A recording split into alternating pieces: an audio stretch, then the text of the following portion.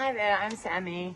I just wanted to talk to you a little bit about tapping, which I started doing with Sal about a year ago now, I think.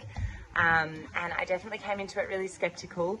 I think I thought it was a little bit weird, and I think I thought it was to do with tapping into things in your mind, but it actually involves physical tapping as well, which is very interesting. So definitely, hadn't heard of it before, came in very fresh.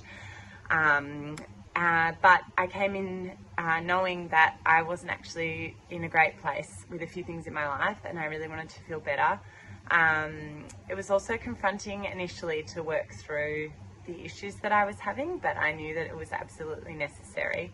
And I definitely got very emotional, but you get better at leaning into those uncomfortable feelings. And yes, at first it was awkward, tapping and saying these statements out loud about what you want and how you're feeling. And I perhaps even questioned, like, what is this really doing?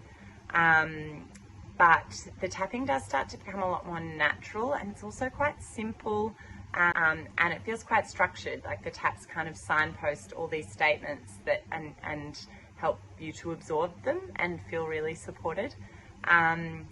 So Sal makes the tap really personalised to you, which I love. So she sent me the recording afterwards, and some of the issues I worked through were things like relationships with my family. So maybe there were things that I had been feeling frustrated about, or things I wanted to improve and let go of.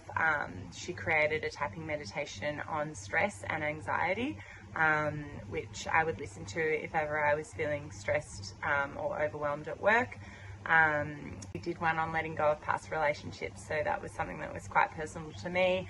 At first I made a point of starting my day with those tapping meditations, and I did that for a couple of weeks, and I gradually started to feel better. I think I just started to feel stronger, and I noticed a difference in my headspace, like even maybe a lightness in my body.